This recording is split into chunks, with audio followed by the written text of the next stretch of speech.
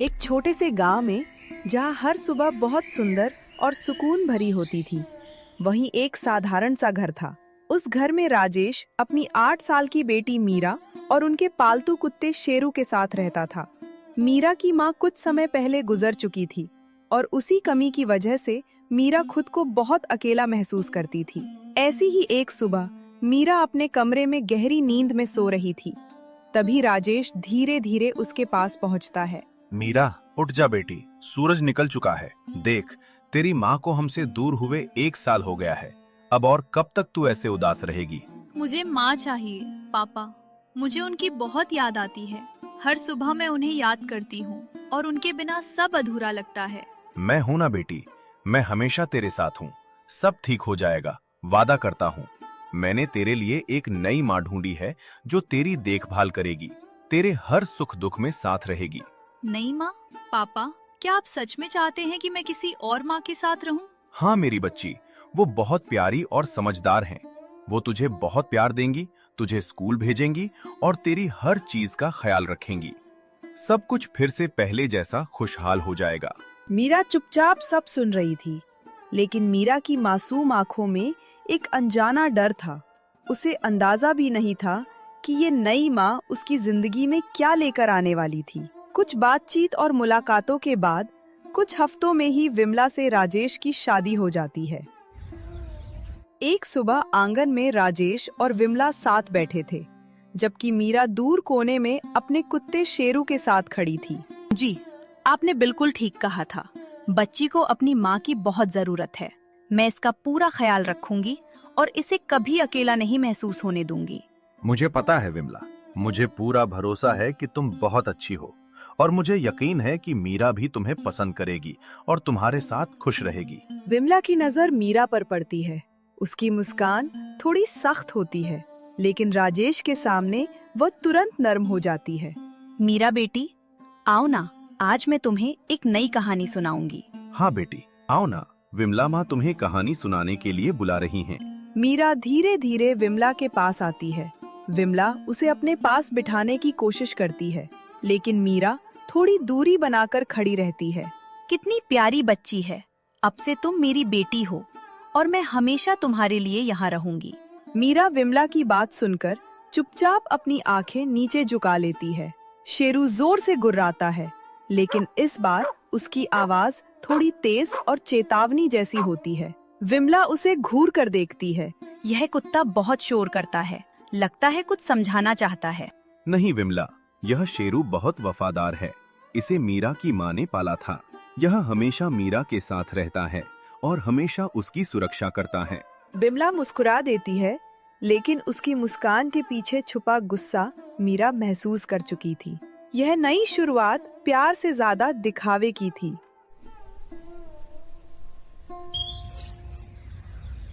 कुछ महीने बाद एक सुबह रसोई में मीरा चूल्हे पर पानी गर्म कर रही होती है, आंखें नींद से बोझिल। तभी गुस्से से भरी विमला रसोई में चलती हुई आती है। अरे ओ कामचोर, अभी तक पानी गर्म नहीं हुआ? मुझे नहाना नहीं है क्या? हो रहा है चाची, मैं कर रही हूँ। कितनी बार कहा है मुझे चाची मत कहा कर। मैं तेरी माँ हूँ, समझी? और माँ की तरह काम भी कर। मुझे स्कूल जाना है। मेरी सहेली। स्कूल जाने के सपने देखती है? पहले घर का काम पूरा कर। सहेली? तेरी कोई सहेली नहीं है। तेरा स्कूल बंद। अब से तू घर का काम करेगी। झाड़ू पोछा, बर्तन, खाना बनाना सब तेरा काम है और इसे छोड़ने का कोई सवाल नहीं। विमला की कठोर बातें सुनते ही मीरा की आंखों में आंसू भर आते हैं और उसका दिल भारी हो जाता है। रो मत, चुपचाप काम कर। अगर राजेश को पता चला तो मेरा ही नाम खराब होगा। मीरा चुपचाप काम में लग जाती है, दिल में गहरा घाव लिए। स्कूल छूट जाता है, किताबें अलमारी में बंद हो जाती हैं और उसके साथ ही उसका बचपन भी। दोपहर के समय विमला गुस्से में मीरा को एक अंधेरे कमरे में बंद कर देती है। मीरा के गाल पर लाल निशान और आंखों में आंसू भरे हुए थे और बाहर शेरू बेचैन घूमता रहता है, धीमे धीमे गुर्राता हुआ। अंदर ही सड़। जब तक तेरी अकल ना आ जाए तब तक खाना भी नहीं मिलेगा, समझी? विमला की सख्त आवाज गूंजती है। उसी पल बाहर से राजेश के कदमों की आहट सुनाई देती है। वो मीरा को ढूंढता हुआ घर में आता है और सीधे विमला से पूछता है। विमला, मीरा कहाँ है? मैंने उसे सुबह से कहीं नहीं देखा। अरे वो कहीं खेल रही होगी। बच्चों का क्या है जी, कभी यहाँ तो कभी वहाँ घूमते रहते हैं। मुझे थोड़ी चिंता हो रही है। आज वो कुछ उदास सी लग रही थी। अरे नहीं जी, आप फिक्र मत कीजिए, मैं हूँ ना, सब संभाल लूंगी। मीरा चुपचाप रोती रहती है। उसे पता था कि पापा उसे ढूंढ रहे हैं, फिर भी वो कुछ नहीं कर पाती। राजेश का भरोसा विमला पर इतना अंधा था कि उसे अपनी बेटी का दर्द नजर नहीं आता। शाम के समय पास के बाजार में मीरा थके कदमों से सब्जियां खरीदती हुई चल रही होती है और अंत में एक सब्जी के ठेले के पास आकर रुक जाती है। अरे मीरा बेटी, आज तू अकेली आई है? तेरी माँ साथ में नहीं आई क्या? नहीं अंकल, वो घर पर है, इसलिए मैं खुद ही यहाँ आ गई। तू बहुत कमजोर हो गई है बेटी, चेहरा भी उतरा सा लग रहा है। ठीक से खाती पीती नहीं है क्या? मीरा कोई जवाब नहीं देती, बस चुपचाप सिर झुका लेती है। तभी स्कूल की ड्रेस में उसकी पुरानी सहेली नेहा उसे देख लेती है और चलते चलते मीरा के पास आ जाती है। मीरा, तू यहाँ क्या कर रही है और तू स्कूल क्यों नहीं आती? नहीं, मैं काम से आई थी। घर के काम बहुत ज्यादा है, मैं अब स्कूल नहीं जा पा रही। काम से? तू तो रोज स्कूल आती थी ना। तेरी नई माँ कैसी है? वो अच्छी है, लेकिन मुझे जल्दी से घर वापस जाना होगा। मीरा जल्दी जल्दी सब्जियां लेकर वहाँ से निकल जाती है। नेहा की आवाज पीछे ही रह जाती है और दुकानदार के चेहरे पर चिंता साफ झलकने लगती है। कहीं न कहीं सच अब बाहर की दुनिया तक पहुँचने लगा था। रात का समय हो चला था।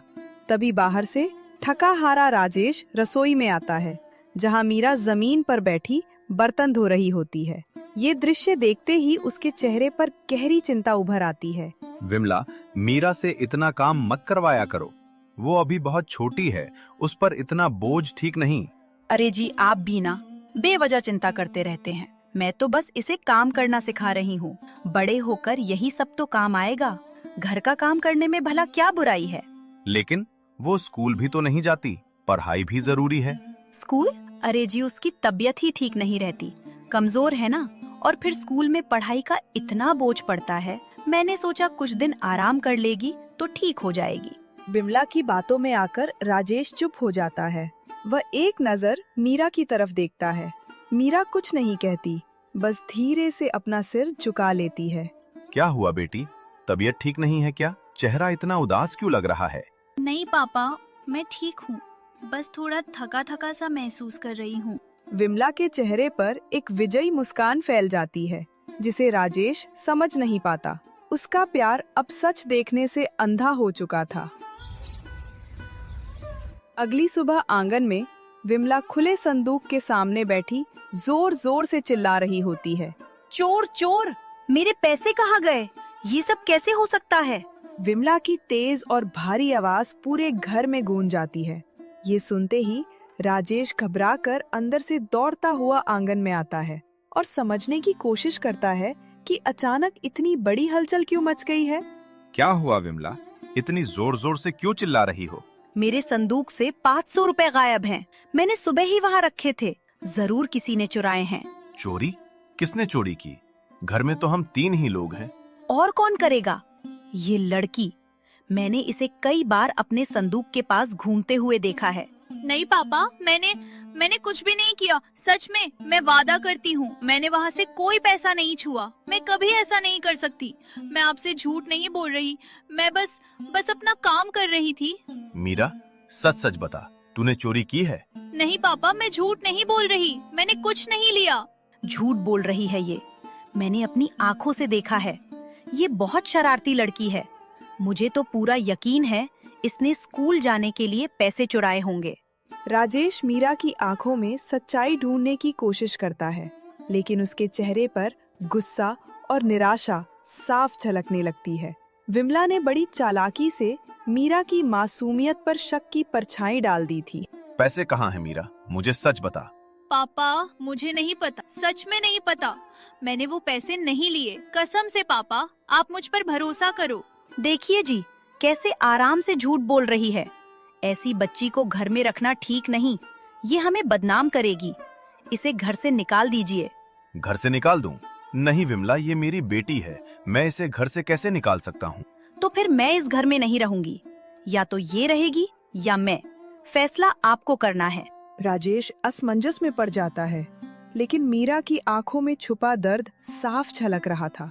विमला की क्रूर चाल अब अपनी चरम पर पहुंच चुकी थी और राजेश का अंधा विश्वास उसकी ही बेटी के लिए फंदा बनता जा रहा था। देर रात अंधेरे कमरे में मीरा चुपचाप रो रही थी और शेरू दरवाजे के पास बेचैन बैठा था, जबकि बाहर के कमरे में राजेश और विमला की बहस की आवाजें गूंज रही थी। ये लड़की ठीक नहीं है जी। आज पैसे चुराए हैं, कल कुछ और भी करेगी। ऐसे बच्चों पर भरोसा नहीं किया जा सकता। लेकिन वो जाएगी कहाँ? आखिर वो मेरी बेटी है, मैं उसे यूं ही कैसे छोड़ दूं? तो आपको मुझसे ज्यादा अपनी बेटी की फिक्र है। ठीक है, मैं जा रही हूँ। मैं ऐसी चोर बच्ची के साथ एक ही घर में नहीं रह सकती। नहीं विमला, ऐसा मत कहो, रुको, मैं कुछ करता हूँ। मीरा का दिल टूट चुका था। उसे पता था कि राजेश विमला को नहीं छोड़ेगा। अंधेरे में कमरे की खिड़की की हल्की रोशनी में वो अपनी बेगुनाही की उम्मीद ढूंढ रही थी। अगली सुबह आंगन में राजेश परेशान खड़ा था, जबकि विमला के चेहरे पर अलग तरह की खुशी थी और मीरा कोने में खड़ी रो रही थी, अपनी मासूम उम्मीद के सहारे। तुम्हें घर छोड़ना होगा मीरा। पापा ऐसा मत कहो, मैं कहाँ जाऊंगी? मेरे पास आपके सिवा कोई नहीं है। मैंने कुछ गलत नहीं किया, आप मुझे ऐसे अकेला मत छोड़ो। ठीक है जी, यही सही फैसला है। अब घर में शांति रहेगी, कोई परेशानी नहीं होगी। तभी शेरू जोर जोर से भौंकने लगता है। वो तुरंत विमला के पास जाता है और उसके कपड़ों को सूंघने लगता है, मानो कुछ गुप्त सच खोज रहा हो। हट, दूर रह मुझसे। ये कुत्ता भी पागल हो गया है। शेरू, क्या हुआ? क्यों इतना भौंक रहा है? क्या कर रहा है ये? हटाओ इसे तुरंत। राजेश को कुछ अजीब सा लगता है। वो शेरू को हटाने के लिए उसके पास जाता है, पर शेरू अपने इरादे से पीछे नहीं हटता। तुम्हारे कपड़ों में क्या है विमला? कुछ नहीं जी। शेरू जोर से भौंकता है और विमला के कपड़ों को अपने मुंह से खींचने की कोशिश करता है। तभी अचानक कपड़ों के बीच से एक मुड़ा हुआ 500 का नोट बाहर निकलता है और जमीन पर गिर जाता है। पापा पैसे देखो, यही वो पैसे हैं। मैंने कहा था ना, मैंने कुछ नहीं लिया, मैं सच बोल रही थी। ये क्या है विमला? ये पैसे, ये तो वही 500 रुपए है ना, जो तुम्हारे संदूक से गायब हुए थे। मुझे नहीं पता राजेश जी, ये यहाँ कैसे आ गए? तुमने मेरी बेटी पर इल्जाम लगाया। तुमने सचमुच चोरी का नाटक किया, सिर्फ इसलिए ताकि मेरी मासूम बच्ची को घर से निकाल सको। नहीं जी, मैं बस अब एक शब्द भी नहीं, चुप हो जाओ। मैंने तुम्हें अपनी पत्नी की जगह दी, तुम पर भरोसा किया, और तुमने मेरी ही बेटी को चोर बनाकर बदनाम किया। राजेश गुस्से और दर्द के बीच मीरा की तरफ मुड़ता है। मीरा की आंखों से आंसू बह रहे थे, लेकिन इस बार डर के नहीं, बल्कि राहत और सच्चाई की वजह से। मीरा, मेरी बच्ची, मुझे माफ कर दे। मैंने तुझे समझा नहीं, मैंने तेरी बात नहीं सुनी। मैं तेरा पिता होकर भी तेरी मासूमियत को नहीं पहचान पाया। पापा मैं आपसे नाराज नहीं हूँ, मुझे बस बहुत डर लग रहा था। मुझे ऐसा लगा जैसे माँ के बाद मैंने आपको भी खो दिया। मीरा, राजेश जी, मुझे माफ कर दो, मुझसे गलती हो गई। गलती? ये सिर्फ गलती नहीं, तुमने मेरा घर तोड़ने की कोशिश की, मेरी बेटी का बचपन छीन लिया। तुम जैसी औरत को मेरे घर में रहने का कोई हक नहीं। अब यहाँ से निकल जाओ। विमला अपनी हरकतों के सामने शर्मिंदा होकर और सबके खिलाफ अपने झूठ का सामना नहीं कर पाकर बिना कुछ कहे घर छोड़कर चली जाती है। कुछ समय बाद एक सुबह मीरा अपनी स्कूल की ड्रेस पहनकर स्कूल जाने की तैयारी कर रही थी और शेरू उसके पास खड़ा उसे देख रहा था। मीरा बेटी, सुनो जरा, आज से एक नई शुरुआत है। बीते हुए दुखों को पीछे छोड़कर अब तुम्हें आगे बढ़ना है। हाँ पापा। स्कूल में मन लगाकर पढ़ाई करना, ठीक है? याद रखना, पढ़ाई ही तुम्हारा सबसे बड़ा हथियार है। यही तुम्हें मजबूत बनाएगी और जिंदगी में सही रास्ता दिखाएगी। मैं मन लगाकर पढ़ाई करूंगी, खूब आगे बढ़ूंगी और एक दिन आपको और माँ को दोनों को गर्व महसूस कराऊंगी। मीरा इतना कहकर स्कूल की तरफ चल देती हैं। दोस्तों, अगर आपको ये कहानी अच्छी लगी हो तो वीडियो को एक लाइक जरूर कर देना और चैनल को सब्सक्राइब करना मत भूलना, क्योंकि आप में से बहुत से लोग वीडियो देखते तो हैं लेकिन सब्सक्राइब नहीं करते। और हाँ, कमेंट में जरूर बताना कि आपको कहानी कैसी लगी और आगे आप किस तरह की कहानियां देखना चाहते हो।